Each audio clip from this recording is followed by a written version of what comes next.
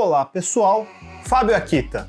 Vamos voltar à parte 3 do tema de back-end. Recapitulando, eu já expliquei os conceitos básicos do computador e do sistema operacional, sobre processos e threads. Expliquei sobre compilação e bibliotecas estáticas e dinâmicas. Também já expliquei sobre máquinas virtuais e interpretadores. Demos uma rápida passada em características de algumas linguagens, a história do Java, um pouco do lado do .NET, até dei uma tangente na história inicial de desenvolvimento mobile e mais um pouco sobre licenças de software. Estamos já no 8º episódio da série Começando aos 40, e hoje acho que é hora de começar a tratar de um tema que é muito discutido, mas eu acho que os iniciantes têm dificuldade para visualizar na cabeça.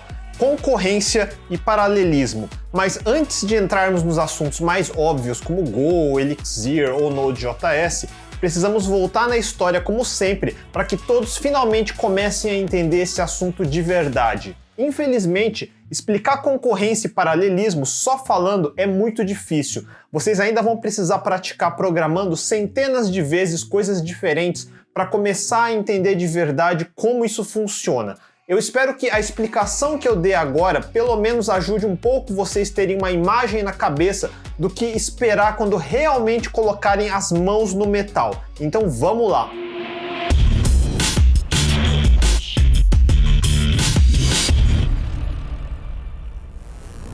Hoje em dia todo mundo tem um computador potente. Mesmo o mais fraco Intel i3 é dual core com 3 GHz ou mais. E se você tiver a bufunfa para comprar os novos Intel i9 ou AMD Threadripper com 8 cores e mais de 4 GHz, você tem mais poder de computação do que os mais poderosos computadores dos anos 60 combinados. E se falarmos de processadores de servidor, como os Intel Xeon E7, temos até 24 cores. E vocês sabem que a Intel tem a tal tecnologia Hyperthreading, que faz você enxergar duas threads simultâneas no mesmo core. Então esses Xeon E7 de 24 cores podem ter até 48 threads de execução. Isso é bastante paralelismo. Até mesmo seu celular Android com chipset Qualcomm 845 é nada menos que octa-core com 2.8 GHz cada. E isso porque não estamos falando de GPUs que têm propósitos diferentes de uma CPU, mas possuem cores que processam em paralelo também.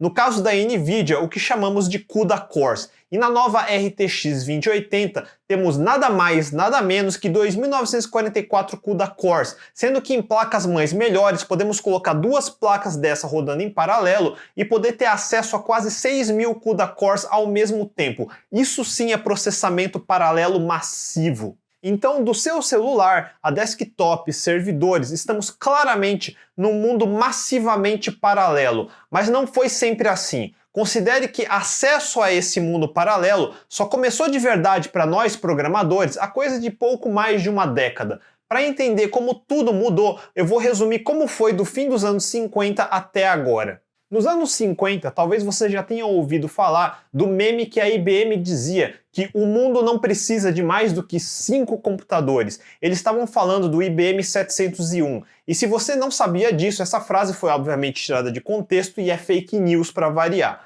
A frase em contexto foi numa reunião de acionistas que dizia que a IBM tinha planos de vender talvez 5 IBM 701, mas voltaram com 19 pedidos. Estamos falando de uma máquina que, se fosse alugar na época, não custaria menos que $15.000, em dólares dos anos 50. E a potência? Era uma máquina de 18 bits, lembrando que seu celular hoje é 64 bits. E essa máquina vinha com nada menos que 1 KB de memória e podia suportar um máximo de 9 KB. E ainda foi a primeira que vinha com gravador de fita, que podia gravar nada menos que 1.2 MB a uma velocidade estrondosa de 5.6 KB por segundo. Lembrando que sua placa de rede Ethernet porcaria trafega dados a pelo menos 1 gigabit por segundo, e isso é considerado lento hoje em dia, dado que existem placas de 10 gigabits. Então você imagina que numa máquina cara dessas, basicamente uma calculadora glorificada, você gostaria de usá-la da forma mais eficiente possível.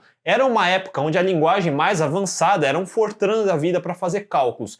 e onde você carregava programas com cartões perfurados, numa máquina que conseguia ler no máximo 150 cartões por minuto e perfurar no máximo 100 cartões por minuto. Então a forma mais eficiente de usar essa máquina era os programadores serem extremamente cuidadosos para escrever programas de cálculo muito precisos e sem erros, que chamamos de jobs, e organizar esses jobs em batches ou grupos de programas similares e deixar numa fila para ir processando dia e noite. Foi a época dos jobs em batch. Se tivesse um erro no seu programa, você só ia saber no dia seguinte e ter que repetir todo o processo. Então, dos anos 50 para os anos 60, alguns grandes nomes que já falei antes, como John Backus, criador do Fortran, ou John McCarthy, que é considerado o pai da inteligência artificial e o criador do Garbage Collector do Lisp, começaram a trabalhar um conceito para aumentar a eficiência dos programadores. Em vez de terem que colocar seus jobs numa fila e ficar só esperando de braços cruzados, e se fosse possível usar as ineficiências do computador, como o tempo que ele fica lendo ou escrevendo nas fitas e outras pausas, para permitir que múltiplos programadores pudessem trabalhar concorrentemente no mesmo computador. O conceito básico era que fosse possível salvar o contexto do ambiente de um programador e trocar pelo contexto de outro programador. Entenda contexto como o que define o ambiente de trabalho desse programador, o que está na memória basicamente. Se você trocar muito rápido entre um contexto e outro, ou seja, fazer switch, para os programadores parece que ele está sozinho na máquina, mas na verdade a máquina está gerenciando entre múltiplos contextos. A máquina oferece um pedaço de tempo ou time slice para cada ambiente e vai dando a vez para outro ambiente sucessivamente. Esse é o conceito de time sharing, baseado em context switching. Esse conceito nasceu na época dos IBM 704 e IBM 709 e foi incorporado aos mainframes dos anos 60. O conceito de time sharing existiu mais no mundo corporativo, em mainframes e minicomputadores dos anos 60 até 70. Nos anos 80, principalmente começou a aparecer nos Unix usados em workstations, e só nos anos 90 começou a de fato aparecer no mundo dos desktops. Se você usou microcomputadores dos anos 60 e 80, lidou com micros muito simples, com CPUs como o Z80, ou Motorola 68000, ou mesmo Intel 8088. Todos CPUs de um único core que só sabiam executar uma única instrução de cada vez a cada giro do clock. Se você já teve um Sinclair, MSX, Commodore 64, Apple II ou outras máquinas 8 bits ou 16 bits da década de 80, você se viu na mesma situação dos computadores dos anos 50. Só conseguia executar uma tarefa ou um job de cada vez. No MS-DOS você podia executar um programa, mas para executar outro precisava sair do primeiro e só depois carregar o segundo. Ou usar um truque de interrupção, a famosa int 21H, que era o recurso de Terminate and Stay Resident, ou TSR. De uma forma rudimentar, você podia carregar um segundo programa, chamar essa interrupção para devolver controle para o DOS, mas deixar residente em memória, de forma que podia ser chamado de volta. Era como utilitários pequenos, como o Borland Sidekick, funcionavam na época, e isso meio que simulava um tipo de multitarefa. Foi só com o Windows 3.1 que a maioria das pessoas realmente experimentou mais esse conceito de multitarefa, mas no caso era multitarefa cooperativa. Quando falamos em multitarefa num computador com CPU de um único core, pensa numa mesa de escritório sendo dividida entre mais de uma pessoa. A primeira pessoa chega, coloca as coisas dela na mesa e começa a trabalhar. Para outra pessoa usar, a primeira precisa tirar todas as coisas dela da mesa e deixar a outra colocar as coisas dela.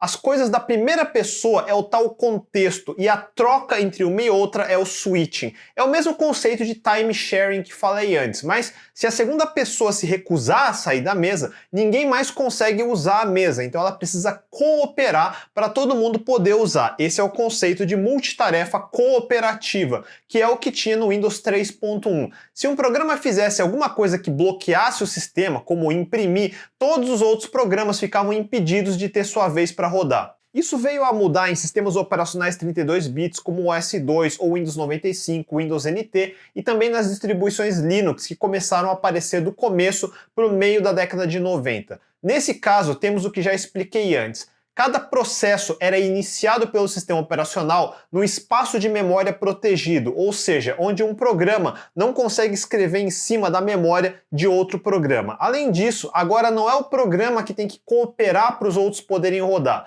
Na metáfora da mesa, imagine que agora tenha um supervisor que tira a pessoa da mesa para deixar a outra usar, mesmo se a pessoa não quiser sair naquele momento. Esse supervisor é que chamamos de scheduler do sistema operacional. Ele aloca um pedaço de tempo ou time slice para cada programa e interrompe para deixar o outro rodar. A forma de fazer isso é pegar o que está na tal mesa, separar do lado e colocar as outras coisas da outra pessoa na mesa. E quando der o tempo, ele tira as coisas da mesa e devolve o que estava fazendo antes e vai fazendo esse switching de contexto. Isso é multitarefa preemptiva. Isso é feito no nível do processo, que na metáfora é o que está executando na tal mesa naquele determinado momento. Mas digamos que quiséssemos ter tarefas em paralelo na mesma mesa, ao mesmo tempo. Por definição, cada processo tem uma única thread de execução. Pense numa thread como sendo uma tarefa sendo executada na mesa, mas podemos ter multithreads, que seria o equivalente a ter duas pessoas usando a mesma mesa e os mesmos materiais na mesa ao mesmo tempo. Para isso acontecer, o tal supervisor faz a mesma coisa. Ele força uma das pessoas a parar de usar o material da mesa para deixar a outra pessoa sentada do lado usar o mesmo material. Multithread é mais ou menos isso. Duas pessoas começando com o mesmo material ao mesmo tempo. Cada pessoa pode até usar o seu próprio material, mas ela tem acesso ao material todo que está na mesa, que na metáfora é o espaço de memória do processo. Um processo pode ter uma ou mais threads. Num processador com um único core, não é possível que as duas pessoas trabalhem exatamente ao mesmo tempo, porque só tem um único espaço na mesa. Então a única forma de haver concorrência é o tal supervisor ficar fazendo uma das pessoas pausar o trabalho para dar um tempo para outra pessoa continuar o trabalho dela. Quando falei de um processador moderno como o Intel i3, ela tem dois cores. Pense em dois cores como duas mesas. Nesse caso, cada thread ou cada pessoa realmente pode trabalhar verdadeiramente em paralelo. Mas nos anos 90, o comum era um processador 486 ou Pentium de um único core. Só servidores tinham processadores com dois ou mais cores. Então você tinha multitarefa preemptiva que fica pausando threads para outra poder rodar. E agora você tem multiprocessamento paralelo, onde cada thread roda separadamente em um processador separado. Quando são dois processos independentes, eles podem rodar 100% em paralelo. Se não estiverem usando nada que é compartilhado pelos dois, como um arquivo ou outro recurso de hardware, como impressora ou rede. Se um deles estiver usando a impressora, obviamente o segundo processo é obrigado a esperar ou fazer outra coisa enquanto espera. Mesma coisa se forem duas threads dentro do mesmo processo. Seria o equivalente às duas pessoas, uma em cada mesa, mas onde ambos dependem do mesmo material para trabalhar. E é nessa situação que multithreading começa a ficar complicado. Se ambas as pessoas quiserem escrever no mesmo pedaço compartilhado de papel ao mesmo tempo, por exemplo, imagina a zona que ia ser. Cada linha ou cada palavra de uma pessoa ia ficar misturado com o que a outra pessoa está querendo escrever por cima.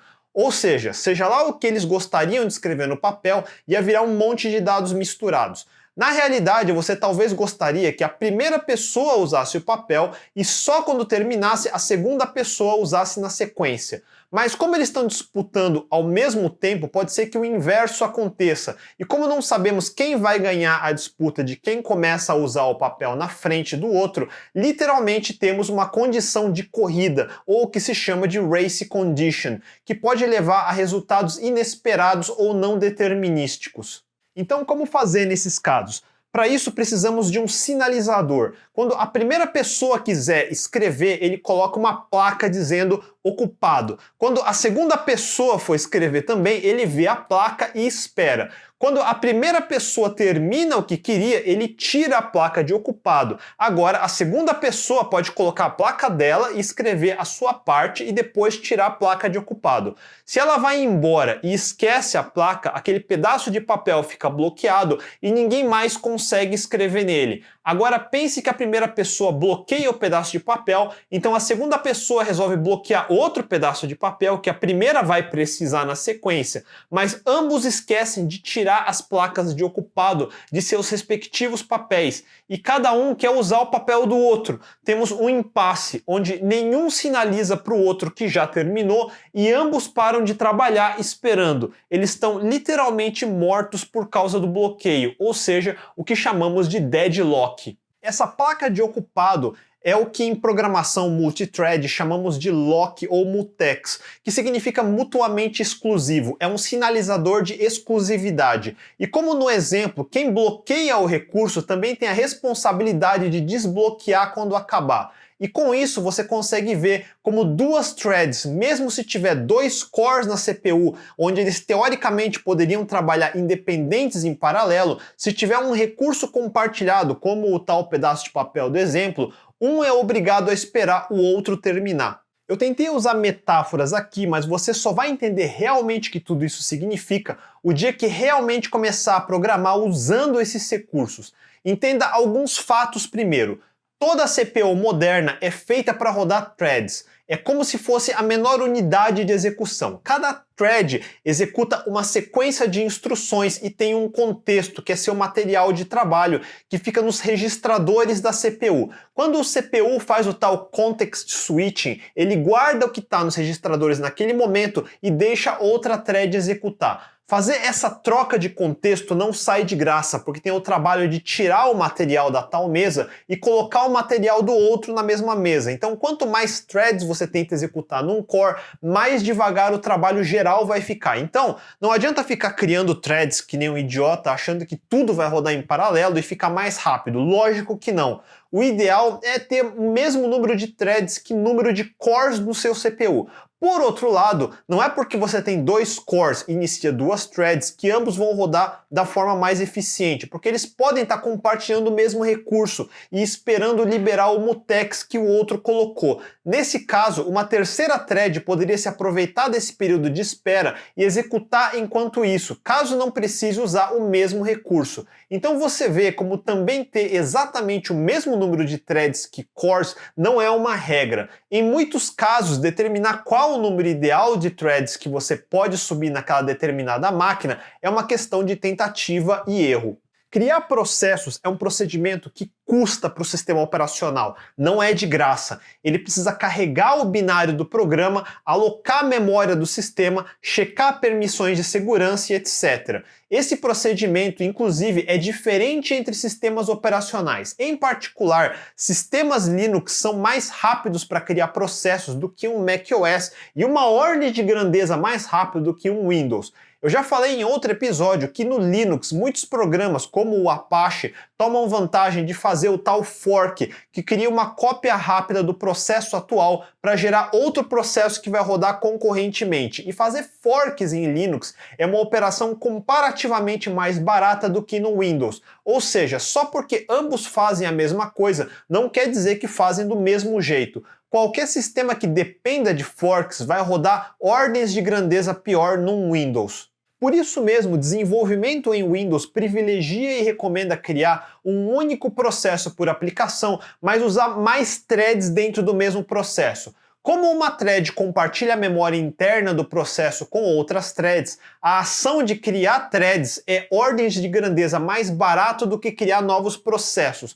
Por outro lado, isso também é uma troca. Processos são isolados de outros processos e um não vai pisar no calo do outro. Você não tem race conditions, você não precisa manualmente gerenciar mutexes e nem se preocupar com deadlocks. Mas processos em Windows são mais caros para criar. Por outro lado, threads são bem mais baratas, só que agora temos o trabalho de nos preocuparmos em ter que manualmente codificar mutexes e tudo mais. Programação é sempre o ato de se comprometer. Você aceita uma vantagem em troca de uma desvantagem. Tudo sempre depende e nunca tem uma resposta certa para tudo. Alguém poderia dizer que porque threads são mais rápidas de criar e usam menos recursos, eles são obviamente melhores do que fazer forks de processo.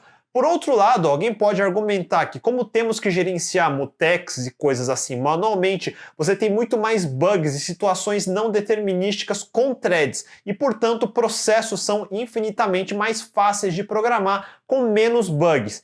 E ambos estão certos. Na prática, você vai encontrar mais soluções baseadas em fork de processos em sistemas Linux ou Unix, como no macOS, e mais soluções multithread no Windows, mas isso não é uma regra, e em alguns casos a melhor opção não necessariamente é a mais óbvia. Por exemplo, um navegador web como Firefox ou Chrome. Acho que se você é desenvolvedor, já sabe que eles usam recursos de multiprocessos. Antigamente um navegador só abria uma única página de cada vez, mas aí inventaram a ideia de abrir abas e abrir múltiplos sites diferentes em múltiplas abas. Como um navegador é razoavelmente pesado e consome muita memória para guardar tantas imagens de JavaScript que cada página carrega, você quer tentar usar a menor quantidade de memória quanto possível. Então, o primeiro instinto de um programador é fazer cada aba ser uma thread. De fato, você vai usar menos recursos, mas à medida que os navegadores vão ficando mais e mais complexos, a quantidade de bugs por causa de threads aumentam exponencialmente. Agora, um bug numa thread pode desestabilizar o navegador inteiro, porque dentro do processo do navegador, uma thread tem acesso a tudo que outras threads têm acesso. Então, era muito comum você abrir um site qualquer e de repente seu navegador inteiro com 20 abas dava pau e você perdia tudo. Para piorar, alguns desses bugs eram bugs de segurança. Imagina uma aba que abre um site, conseguir vasculhar a memória da outra aba que está com o e-commerce aberto e com seus dados de cartão de crédito na memória global. Cada vez que você tenta consertar um bug, pode acabar acidentalmente largando um novo bug no lugar. Então é como tentar tampar o sol com a peneira. Some a isso a possibilidade de instalar plugins que ganham acesso à memória do navegador, como os plugins de Java ou os antigos de Flash, e você tem um desastre esperando para acontecer. Por isso, muitos navegadores começaram a separar certas partes em processos independentes, como o Safari, que iniciou separando coisas como Flash e Java em processos, mas ainda manteve muita coisa em threads para usar menos memória. Mas no caso do Google Chrome, ele resolveu separar completamente cada aba em seu próprio processo. Por um lado, isso trouxe muito mais estabilidade, e você já deve ter visto muitas vezes uma aba inteira crashear, mas o navegador continuar rodando sem nenhum problema. E você pode ver cada processo separado num Task Manager do Windows, por exemplo. E inclusive pode matar um processo por lá mesmo na mão. É a grande vantagem de se separar tudo em processos, como eu já falei antes. Por outro lado, todo mundo sabe como o Chrome hoje é um dos aplicativos que mais come RAM do seu sistema. E essa separação é uma das razões, já que o código comum entre as diversas abas precisa ser copiada em outro processo a cada nova aba. Conceitualmente falando, um fork de um processo é como se você pausasse esse processo e fizesse uma cópia de tudo que ele tem na memória para outro processo isolado e resumisse os dois. E a partir daí, cada um tem vida independente. Se um processo está consumindo 1 MB de RAM, com um fork você deveria estar agora usando 2 MB. Mas no Linux temos um recurso chamado Copy on Write ou CAW, onde o segundo processo não usa praticamente nenhuma memória adicional e fica apontando para a memória do processo original assim que é criado. Se a memória não for modificada, ambos podem reaproveitar o mesmo dado em vez de fazer cópias desnecessárias. E só coisas que o segundo processo começa a gravar, começa a usar mais memória e fica invisível ao processo original e vice-versa. No Windows, o equivalente ao fork realmente duplica a memória, que é outro motivo de por que criar processos no Windows é considerado mais caro. Um fork com copy on write no Linux, cada processo tem acesso a uma cópia da memória do processo pai, mas diferente de threads dentro do processo que compartilha tudo, não existe a necessidade de mutex ou outro tipo de controle de acesso, porque a partir do ponto do fork, cada processo tem sua cópia da memória e um não escreve em cima da memória do outro. Isso faz as coisas serem muito mais simples de programar. E claro, threads ainda são muito mais leves e usam muito menos memória no total. Você pensa no Linux como um sistema estático, que é sempre igual, mas ele mudou radicalmente dos anos 90 para os anos 2000 e até agora. A interface que você interage com o sistema, que seria os shells de linha de comando ou as APIs, são parecidas, muito porque eles seguem o que chamamos de padrão POSIX, que é sigla de Portable Operating System Interface, onde o X no final denota sua herança de Unix. Teoricamente, os Unix e seus clones como Linux deveriam seguir esse padrão para os programas serem portáveis entre eles no nível do código-fonte, porque os binários não são compatíveis. No mundo POSIX, você tem a abstração de POSIX Threads, ou pthreads, implementado como Linux Threads anos atrás.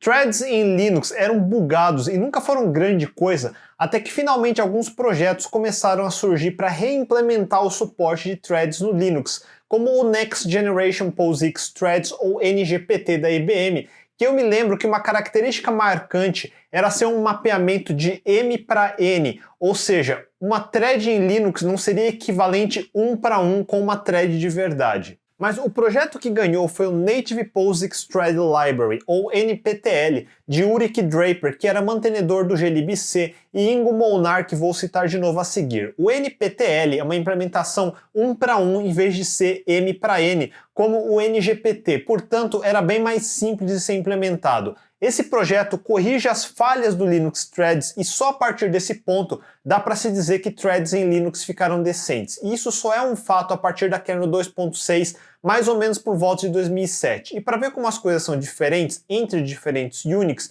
os Solaris usavam uma estratégia M para N até o Solaris 9. O FreeBSD e NetBSD eram M para N também, mas acho que o FreeBSD também ia ou foi para 1 para 1. Parece que 1 para 1 começou a ganhar terreno, mas vamos voltar nisso em breve, guarde esse ponto. Eu já expliquei sobre o tal scheduler na metáfora das mesas, sendo o supervisor que força uma pessoa a sair da mesa para dar lugar para outra. Existem diferentes estratégias que o scheduler pode tomar. Quando você só tem uma mesa, você é obrigado a deixar uma pessoa trabalhando e mandar as outras esperarem a vez. E o supervisor manda trocar de lugar com o próximo para ir dando chance das outras trabalharem também. Mas imagine se o supervisor resolve deixar uma pessoa que ainda não está pronta a sentar na mesa e ela fica sem fazer nada, enquanto as outras estão esperando. E se você adicionar uma segunda mesa, parece que fica mais fácil, mas na verdade fica mais difícil. Imagina se você tem 3 pessoas para usar as 2 mesas. Mesma coisa, você vai rotacionando uma pessoa em cada mesa, mas imagina o trampo de uma pessoa ficar transportando o seu trabalho de uma mesa para outra se o supervisor não for muito legal e não deixar ficar na mesma mesa. Quando você tem 2 mesas, não dá para deixar seu trabalho no canto da mesa para voltar para ela rápido na próxima rodada necessariamente. Você pode ter que ficar transportando suas coisas de um lado para o outro. E, obviamente, isso é lento. E se você não tomar cuidado e seu scheduler for meio burrinho, ele vai dando vez para threads que não precisam ou deixa threads com pouco trabalho ocupando tempo demais na sua vez, ou pior, cortando no meio o trabalho de quem realmente precisa rodar. E por isso, no começo dos anos 2000, um Linux era ruim para coisas como tocar um vídeo. O vídeo ficava engasgando, mesma coisa com áudio. Foi só em 2007, com a kernel 2.6, que ganhamos o Completely Fair Scheduler, ou CFS, que implementa um algoritmo melhor de autoria do Ingo Molnar, que já mencionei antes, que se inspirou nas ideias de Concholivas. Em resumo, esse CFS maximiza o uso da CPU e tenta dar preferência para programas interativos como aplicativos desktop, que, diferente de processamento intensivo, tende a ficar ocioso por períodos de tempo e de repente precisa de prioridade para coisas como tocar um vídeo. Cada sistema operacional implementa estratégias diferentes de scheduler. macOS, Windows, BSDs, Linux e outros priorizam coisas diferentes e usam algoritmos diferentes. O próprio Windows demorou anos para chegar no nível de granularidade do macOS, que sempre foi considerado melhor, principalmente em criação multimídia, porque ele não engasgava no gerenciamento de threads. Por isso, músicos e DJs sempre preferiram Macs, especialmente em apresentações ao vivo, porque eles sabiam que o áudio, por exemplo, não ia engasgar do nada, porque o scheduler resolveu do nada dar a vez para outra thread à toa. Isso acontecia com Windows e com Linux, e por isso eles eram bem inúteis em situações assim. De novo, entenda que threads também têm comportamentos diferentes em diferentes sistemas operacionais. Quem saiu na frente na estratégia de threads foram os Macs no começo dos anos 2000 com o OS X. Windows era o segundo melhor mais ou menos e foi passado pelos Linux com o CFS só depois de 2007, ou seja, o Linux moderno que conhecemos hoje só tomou forma de verdade a partir de 2007. Em termos de engasgos, você vai notar que o Windows ainda é menos polido que macOS e também desktop Linux, e esse fator do scheduler antigo foi mais um motivo de por que no mundo Linux processos continuaram sendo importantes. De 2007, agora vamos voltar quase uma década em 99, quando surgiu um paper que começou a ajudar a forma como pensamos sobre concorrência no mundo de redes e web. Estamos falando do lendário paper sobre o problema dos C10K de Dan Kegel, do antigo site cd-rom.com, discutindo quando os servidores de FTP da Sintel conseguiram servir até 10.000 conexões simultâneas sobre uma Ethernet de 1 gigabit. Começamos a usar esse termo para discutir como servir grandes quantidades de conexões simultaneamente. 10.000 parece muita coisa, mas um só servidor do WhatsApp hoje serve mais de 2 milhões de conexões simultâneas. O problema é que existem diversas estratégias para fazer isso. Eu já mencionei I/O, mas agora eu vou definir um pouco melhor. I/O é qualquer entrada e saída de sistema, arquivos, rede, USB, teclado, monitor. Agora pense nos mainframes antigos que usavam dispositivos de fita, como os do IBM 701, que eu falei que gravavam dados a fantásticos 5.6 KB por segundo. Se ele tivesse que ficar esperando a operação toda acabar, o computador não ia fazer mais nada a não ser esperar. Por isso, mainframes lendariamente têm milhares de canais paralelos de I/O, mas o mesmo não acontece no barramento de computadores comuns como o que usamos. Ou seja, mesmo que você consiga ter paralelismo disponível na sua CPU e sistema operacional, se você só tem um HD, não tem como milhares de threads escreverem ao mesmo tempo. O barramento de I/O vira um gargalo. É como se você dividisse o trabalho de escrever um livro entre 500 pessoas, onde cada uma escreve uma página. Então você vai acabar o livro no tempo que leva para escrever uma única página. Porém, se todo mundo tiver que escrever no mesmo livro, não adiantou nada. Só dá para escrever uma página de cada vez. Lembra quando eu falei de locks em memória global, do processo compartilhado entre múltiplas threads? Algo semelhante acontece quando threads tentam acessar recursos restritos do sistema. É o que chamamos de operações que bloqueiam ou são bloqueantes. Então, se uma thread resolve escrever alguns gigabytes num arquivo, essa thread fica bloqueada até terminar. Nesse caso, outra thread pode executar outra coisa que não depende do HD, enquanto a primeira fica bloqueada. Conexões de rede também são bloqueantes. Imagina uma thread fazendo download de alguma coisa ou algum cliente de rede pendurado numa thread. Essas operações são bloqueantes e a sequência de instruções da thread vai esperar até a operação terminar e desbloquear o processamento.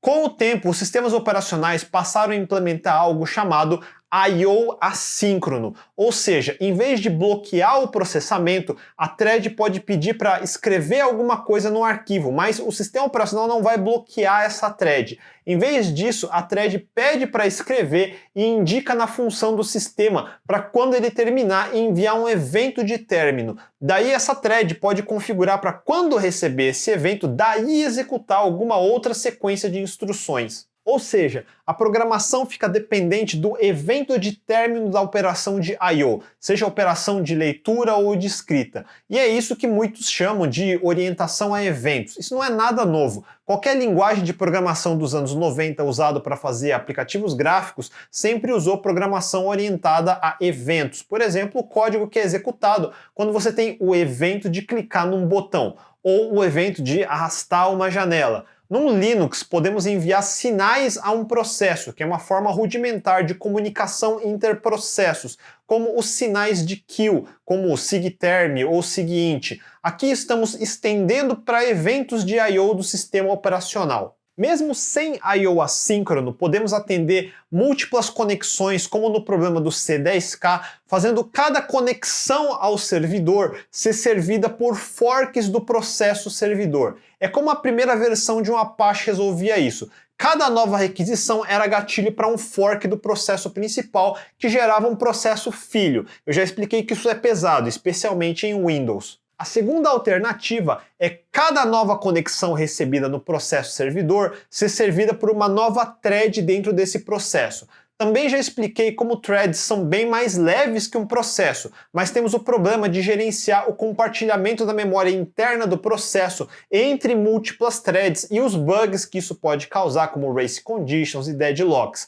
Além disso, quando estamos falando de 10.000 conexões ou mais, seria necessário mais de 10.000 threads, e eu já expliquei como context switching entre threads não é algo tão simples assim, nem barato. Você precisa de um scheduler muito bom, e mesmo assim, cada thread consome recursos do sistema operacional. Versões subsequentes do Apache e outros servidores web como o IIS no Windows se valeram de threads para servir milhares de conexões, mas não era o bastante. A terceira opção, como já imaginaram, é usar esse tal recurso de I/O assíncrono, que permite que uma única thread ordene múltiplas operações de I/O ao sistema operacional sem que ele fique bloqueado. E o sistema operacional se vira para realizar essas operações e vai notificando a thread à medida que cada operação vai terminando. Cada sistema operacional implementa esse sistema de fila de eventos para I/Os de formas diferentes.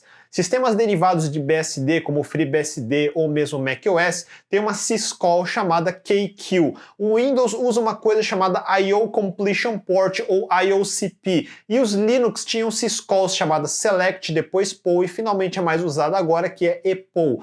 Assim como o gerenciamento de threads e schedulers, cada uma dessas implementações se comportam de formas diferentes.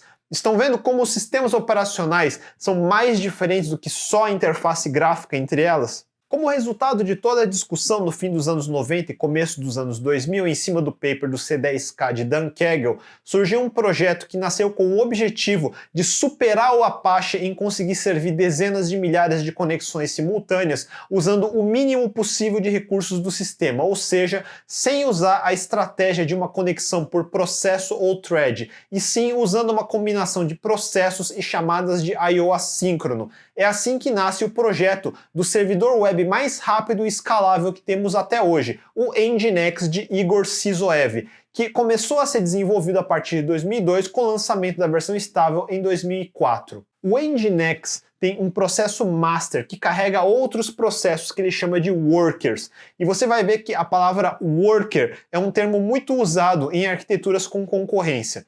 Cada worker consegue gerenciar milhares de sockets de conexão de navegadores, requisitando páginas web, por exemplo. Em vez de gerar um fork ou uma thread por conexão, ele registra a requisição via EPOL no Linux e implementa um loop de eventos. Pense que o programa do worker é um loop que fica fazendo syscalls não bloqueantes de I/O, e cada vez que o loop repete, ele checa se veio o evento de término e aí executa o que precisa e devolve a página de volta para o requisitante. É uma forma de, numa única thread, conseguir servir milhares ou dezenas de milhares de conexões simultaneamente. Numa metáfora do jeito antigo, é como se num restaurante todo cliente pedisse direto para o chefe o prato que quer. Ele só consegue atender e fazer um prato de cada vez, e cada cliente na fila precisaria esperar o prato do cliente anterior ficar pronto para pedir o seu, ou seja, o último cliente da fila precisa esperar todos os clientes anteriores terem os pratos prontos antes de poder pedir o seu. Agora adicione um garçom. Todos os clientes fazem o pedido para o garçom, um atrás do outro, e podem se sentar. Agora, o último cliente da fila é atendido bem mais rápido, e o garçom vai passando os pedidos para o chefe, que daí vai devolvendo os pratos à medida que forem ficando prontos. É como o evento de término que eu falei antes de I/O, mas os clientes já foram todos atendidos, fizeram os pedidos e podem ficar sentados fazendo outra coisa. É mais ou menos a diferença entre só ter I/O bloqueante e ter I/O não bloqueante. Não fica todo mundo bloqueado esperando em sequência. Voltando ao Nginx, como cada worker é uma única thread, o master sobe na média um worker por core disponível na CPU. Então numa CPU quad-core subiríamos 4 workers. Cada worker com um loop de eventos que fica esperando os eventos de término de cada requisição de I/O que ele recebe, com capacidade de servir dezenas de milhares de conexões simultaneamente. E como ele não precisa criar uma thread por conexão, ele não perde nem tempo nem recurso fazendo context switching. Então um Nginx num bom servidor consegue servir até milhões de conexões simultaneamente, especialmente se for servir coisas simples, como ler uma página HTML estática e só devolver sem processar lógica nenhuma. Se você vem de JavaScript, talvez já tenha ouvido falar desse pattern de arquitetura. Isso se chama um reactor, porque dentro do loop ele reage aos eventos de I/O que vão terminando. Na mesma época, por volta de 2002, outro framework também implementou o mesmo pattern de reactor com um event loop e usando o I/O assíncrono. Node.js? Não, ainda não. Esse foi o framework Twisted, implementado em Python em 2002. Assim, além de servir páginas HTML muito rápido, a cada loop do Reactor você podia executar processamento escrito em Python. O Twisted ainda introduziu outro conceito, os Deferred ou Futures, mas eu vou explicar isso no próximo episódio. Nessa primeira parte, eu queria deixar bem explícito conceitos que acho que a maioria dos programadores tem problemas em entender logo no começo: concorrência e paralelismo, e como os sistemas foram evoluindo para resolver esse problema. Aliás, eu não expliquei isso antes, mas vamos tentar definir agora: concorrência e paralelismo. Simplificando, lembra dos computadores até os anos 90? Você podia ter tarefas que pausam e deixam outras executarem no seu lugar e ficam trocando de lugar fazendo tal context switching. Elas são concorrentes, mas não são paralelas. Quando você tem 2 ou mais cores na CPU, aí sim você realmente tem paralelismo, porque duas tarefas concorrentes, por exemplo, threads, podem ser executadas verdadeiramente em paralelo. Seja em uma CPU com capacidade para somente uma thread ou uma CPU com capacidade para múltiplas threads, ainda assim você precisa de um scheduler, porque seu programa pode modelar e gerenciar mais threads concorrentes do que existem cores físicas para executá-las. É importante também que todos entendam como os sistemas operacionais são muito diferentes, especialmente nesses aspectos de concorrência.